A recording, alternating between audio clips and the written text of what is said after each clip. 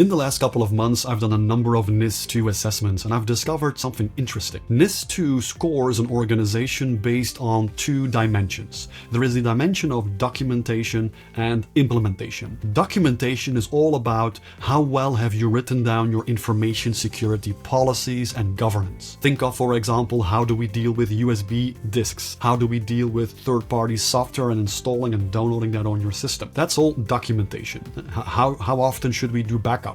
Documentation. On the other hand, there is implementation.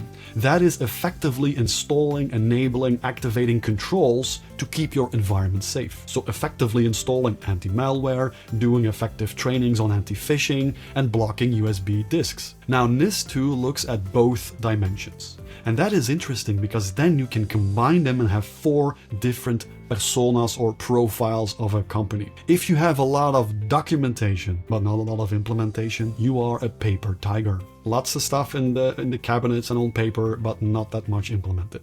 On the other hand, if your team is doing a lot of implementation and really putting up controls, but they lack the legal framework or the governance around them, I call them action heroes. They are in the field doing the work, but there is no legal backup. Action heroes. On the other hand, if your organization is doing both documentation and implementation, hey, you are the role model. Congratulations, keep going.